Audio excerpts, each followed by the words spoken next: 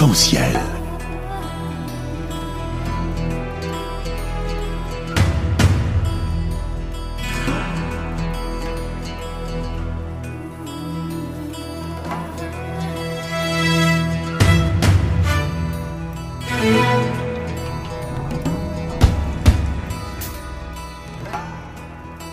Arc-en-ciel, votre émission marocaine, chaque dimanche pour tout savoir sur le Maroc.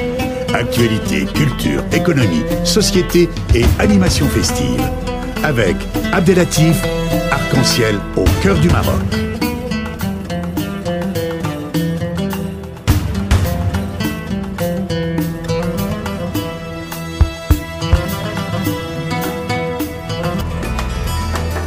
Mesdames et messieurs, retour à l'antenne et comme ça a été annoncé, nous sommes heureux de recevoir pour la deuxième fois une personnalité,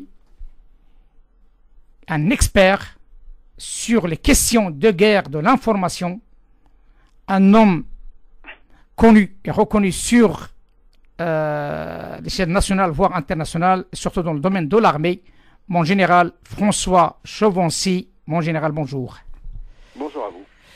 Bonjour et bienvenue dans l'émission Arc-en-ciel. Comme vous le savez, nous suivons un petit peu l'actualité et on a besoin de personnalités crédibles, connaisseurs de la chose pour parler de l'actualité parce que notre auditoire, c'est un auditoire très à l'oreille, très fin et qui souhaite connaître les choses qui sont vraies.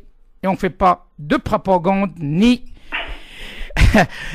rien du tout. On essaie de clarifier et de décrypter et surtout d'éclairer l'opinion publique par rapport à tel ou tel thème d'actualité.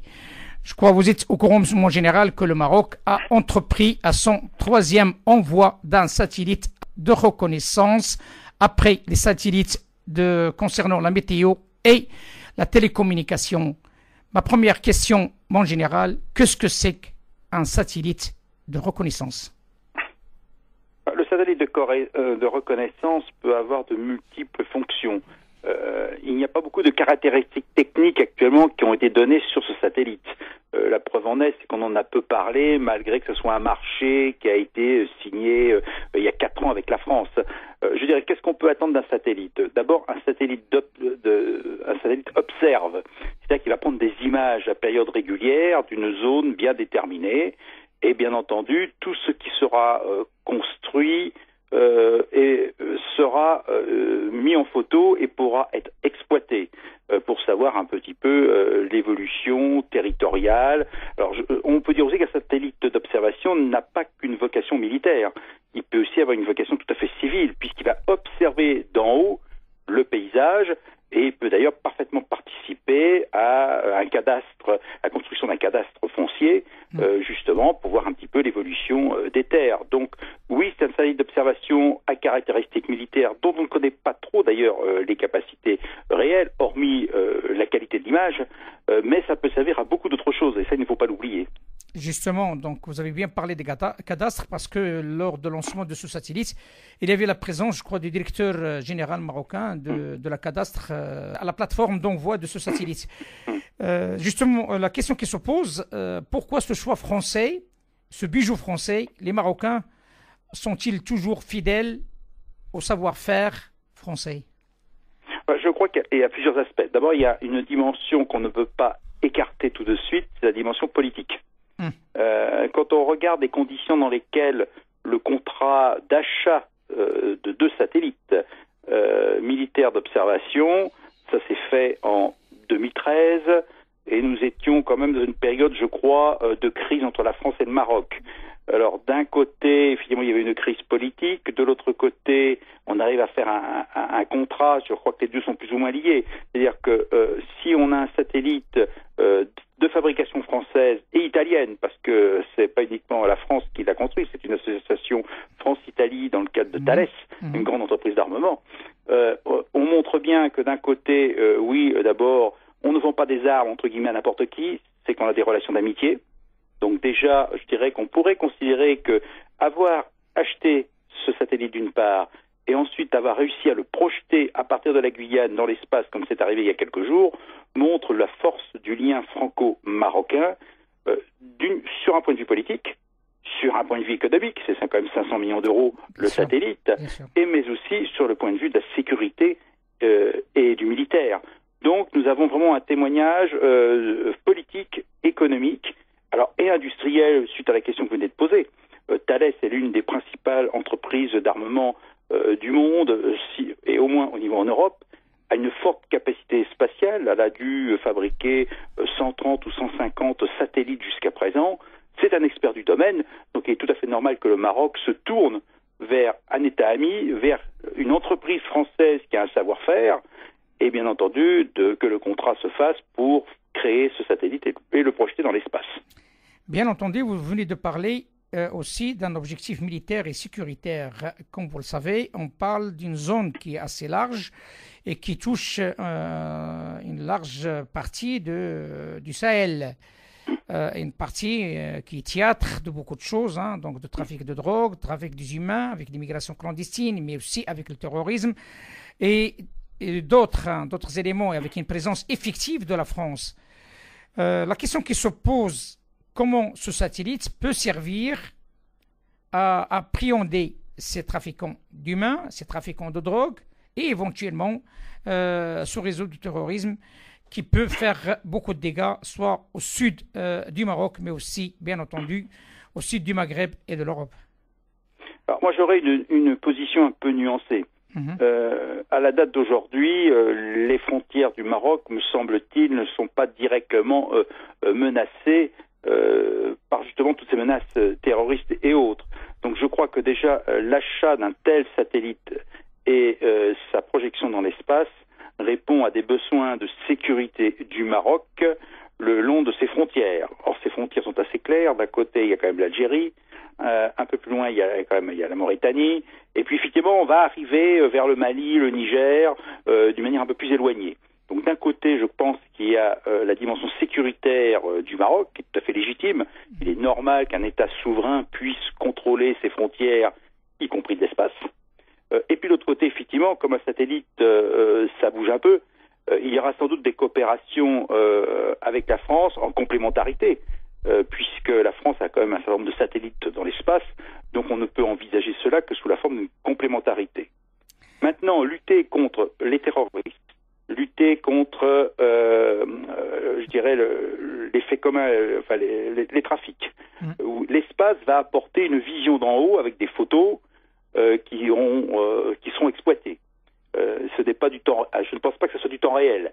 Donc, c'est du renseignement, on appelle ça du renseignement, sur les différentes sources d'instabilité qu'on pourra constater du niveau de l'espace, et ça sera exploité en fonction des acteurs légaux pour lutter contre, soit ça sera sur le territoire marocain ou à ses frontières, et c'est le Maroc qui gérera, soit ça sera dans d'autres zones, et peut-être en liaison avec des États souverains qui sont concernés, soit aussi avec la France, par exemple dans le Sahel, dont vous venez de parler. Donc c'est aussi une facilité, je dirais, pour le Maroc, sur les questions de sécurité, pour participer à la lutte contre tous ces trafics et contre tous les terroristes. N'oublions pas que le renseignement, comment il fonctionne? Le renseignement, c'est un attribut souverain. Chaque État fait du renseignement. Mais le renseignement s'échange. Et je dirais que ça donne finalement une monnaie d'échange au Maroc qui aura une capacité et une manière d'analyser l'information qu'il pourra effectivement proposer à ses alliés, justement dans le cadre d'un accord sur le renseignement ou simplement des intérêts communs à partager. Quelque part d'un renfort pour le renseignement marocain. Ah, sans aucun doute. Le renseignement marocain va avoir une nouvelle source de renseignement qui sera de l'espace, qui va permettre soit d'être alerté, soit d'être conforté dans ses approches. Et bien entendu, ça devient une source d'échange aussi, comme on fait régulièrement dans le renseignement. Ce sont des échanges d'informations.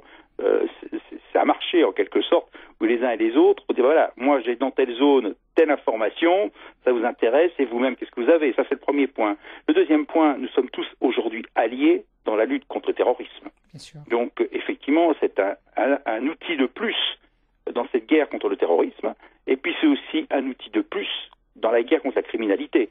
c'est un satellite de plus qui est dédié à une zone qui va permettre aux différents États concernés de mieux coordonner leur lutte, de compléter leur renseignement et finalement de mieux combattre ces menaces pour les différentes sociétés concernées. Chose qui a été confirmée d'une manière indirecte par l'annonce de M. le Président Macron qui a dit comme quoi Daesh c'est terminé.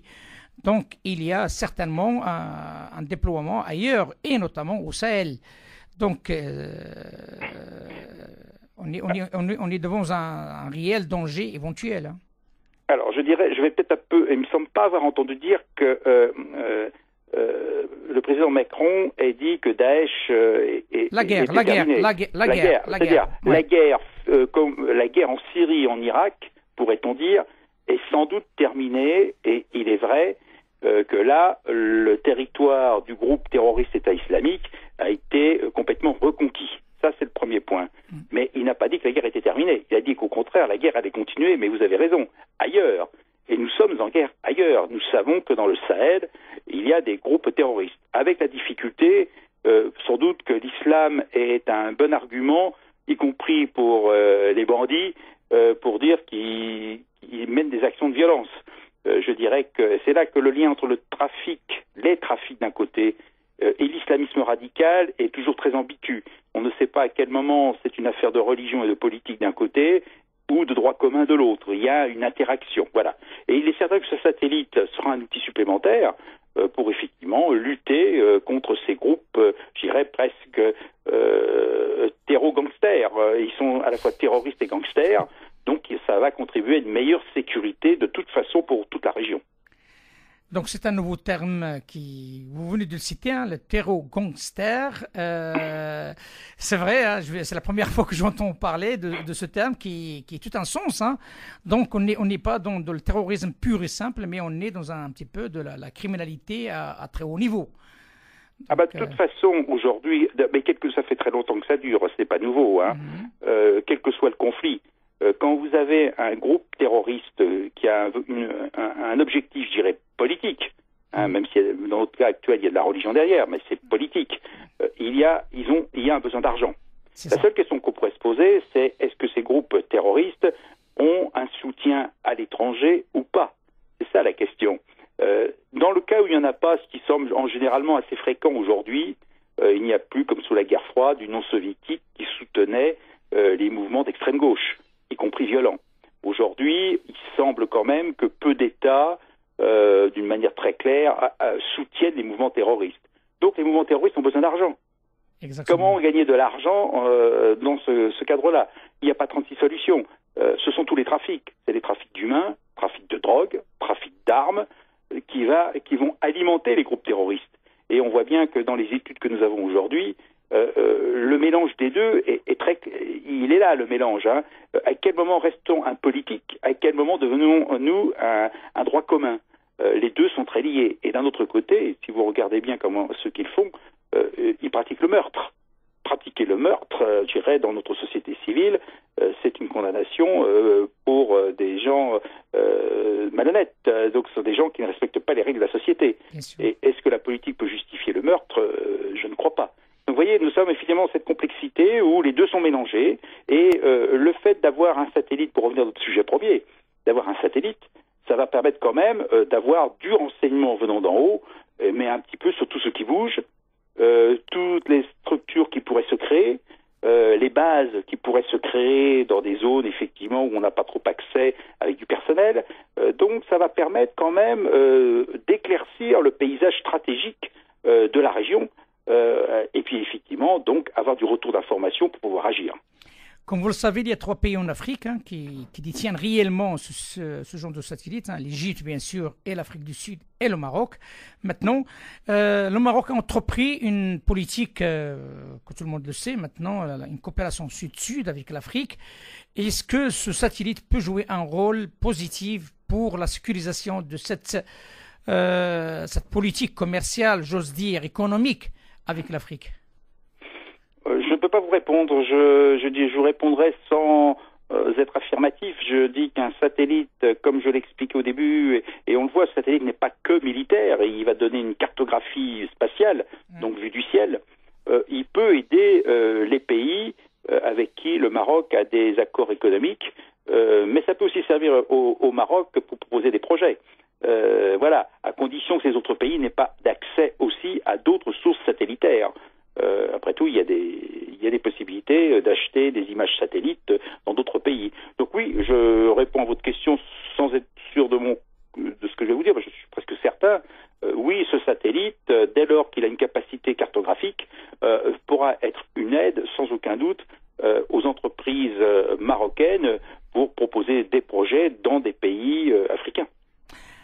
Mon général, je tiens à vous remercier d'avoir participé à cet éclairage, donc un éclairage parce que beaucoup de monde entend parler de ce satellite et entend espion autre, mais maintenant les choses sont plus claires, c'est un satellite parmi d'autres, c'est un satellite qui est dédié aussi à des fins pas que de leur connaissance, mais aussi il peut être civil, et le Maroc renforce ses liens sécuritaires mais aussi militaires avec un pays ami, la France. Et je tiens à souligner votre intervention sur un point très important. Même pendant la période de crise, le Maroc signe des contrats de très très haut niveau avec la France. Cela signifie tout simplement que la grippe n'est qu'une grippe et que la relation entre les deux pays restera et le restera pour toujours au beau fixe. Mon général, merci infiniment de cet éclairage et je vous dis à très bientôt. À très bientôt et merci de cette interview. Merci beaucoup. Au revoir, monsieur. Au revoir. Arc-en-ciel.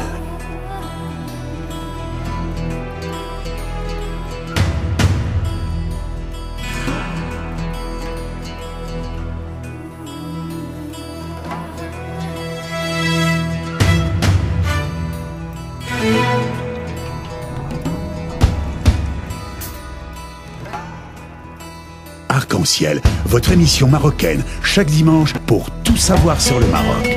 Actualité, culture, économie, société et animation festive.